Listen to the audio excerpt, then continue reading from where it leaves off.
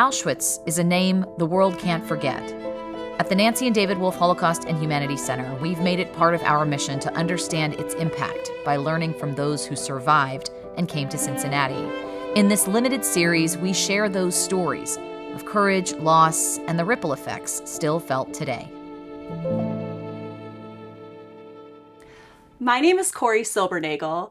I'm the Director of Collections and Exhibitions at the Nancy and David Wolf Holocaust and Humanities Center. And today we are really fortunate to be filming in our collection storage spaces at Union Terminal.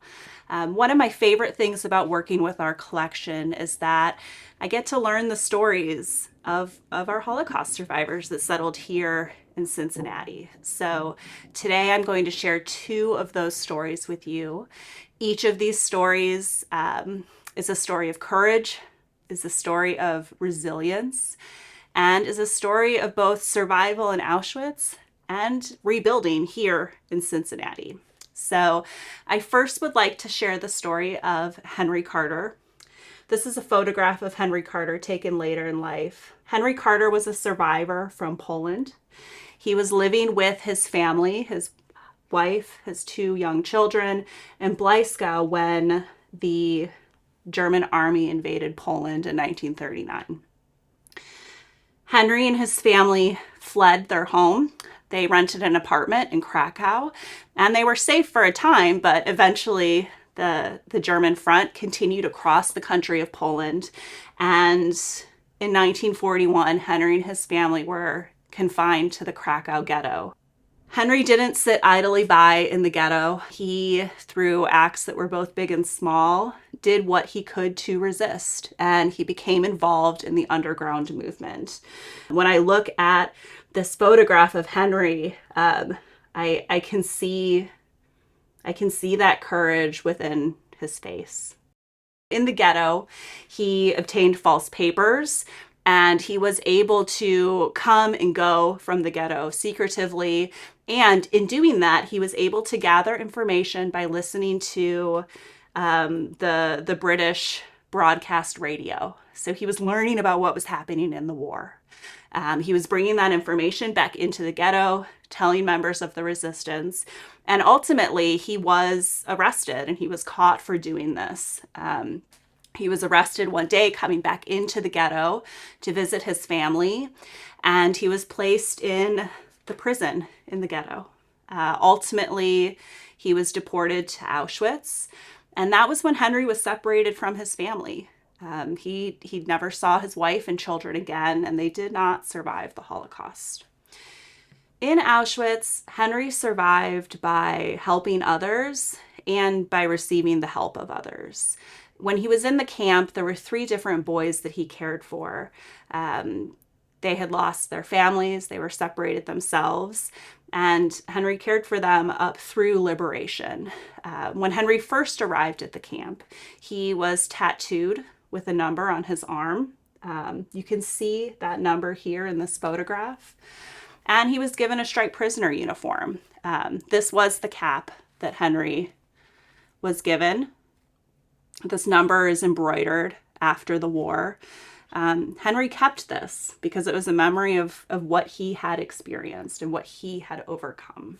When they were liberated from the camp, he went home, discovered that his wife and his children had not survived. He had those 3 boys with him. 2 of them he was able to reunite with their families. The other he adopted as the boy had no family of his own remaining. And they came to Cincinnati. In Cincinnati, Henry started to share his story. He had married a woman who also survived the camp named Anna. She came with him. This is a photograph of them taken after liberation. They're wearing their uniforms still. When they came to Cincinnati, they didn't share their stories often. But Henry started to share his story.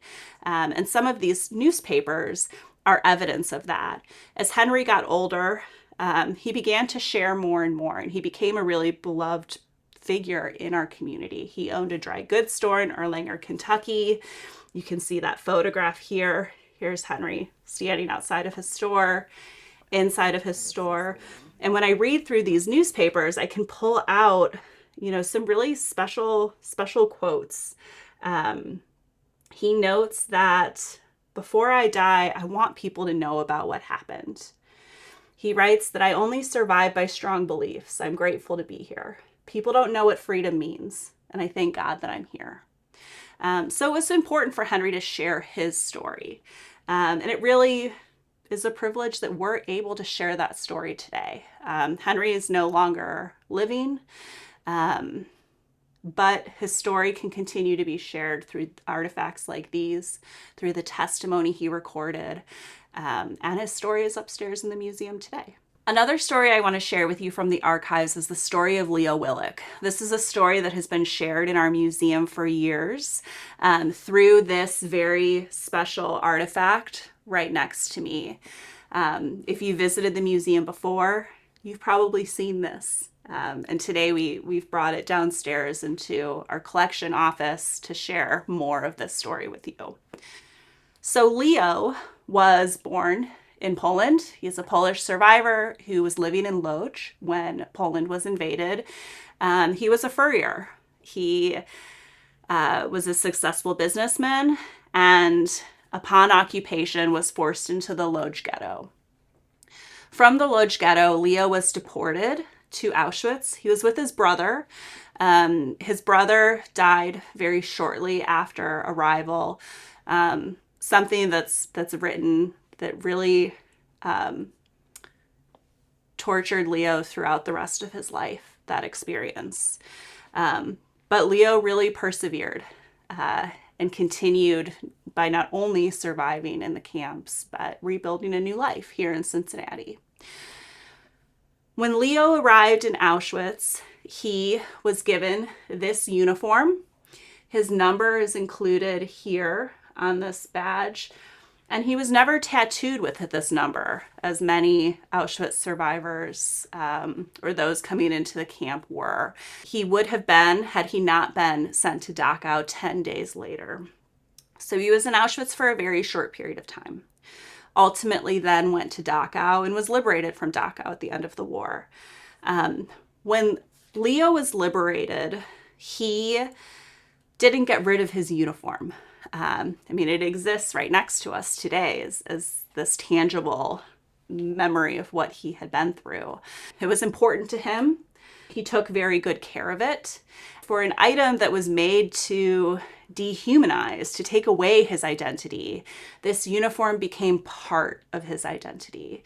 And let me explain what I mean by that. When Leo came to Cincinnati, he came in 1949.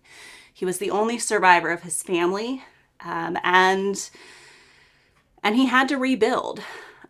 Life was not easy for him, and rebuilding was really hard.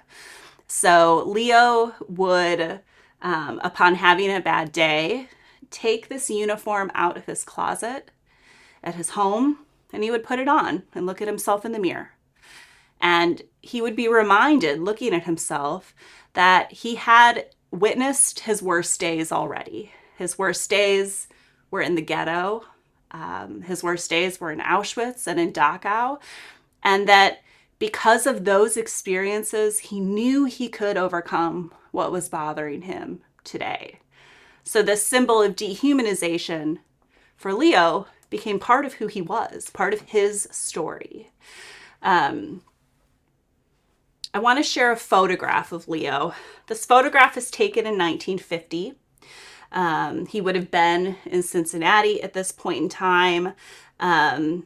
He carries a very serious face, but we hear that Leo was a really joyful, happy person. He was the life of the party. He loved to dance. He had many friends among the survivor community. Many Holocaust survivors came here to Cincinnati. And part of that was because of Leo. He became an upstander himself later in life because he arrived in Cincinnati early on in 1949 as other survivors sought new homes, places to go. Survivors from Lodz, his hometown, he helped sponsor some of those people to join him in Cincinnati. So part of this vibrant survivor community that exists today among the survivors' children and grandchildren is rooted in that act that Leo did those years ago. I want to share a passage from a letter that was written by Leo's cousin. She shares a little bit about him to help us understand who the person was that wore this uniform.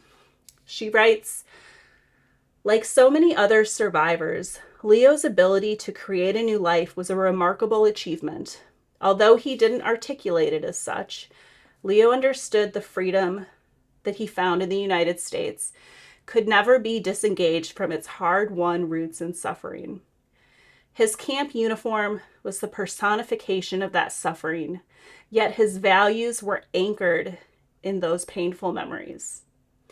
What emerged was an individual whose compassion and desire to alleviate the suffering of those less fortunate made him a much appreciated member of this community."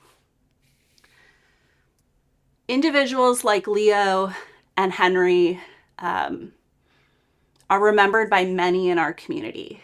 They're remembered as people who brought others together, people who spread joy and hope. And I really think it's remarkable that they were able to do that. And it really should be an inspiration to all of us that we can be the best of humanity today, even for those that have witnessed the worst of humanity. This is a production of the Nancy and David Wolf Holocaust and Humanities Center. The center's mission is to ensure that the lessons of the Holocaust inspire action today. This series is part of the Cynthia and Harold Gutman Family Center for Storytelling.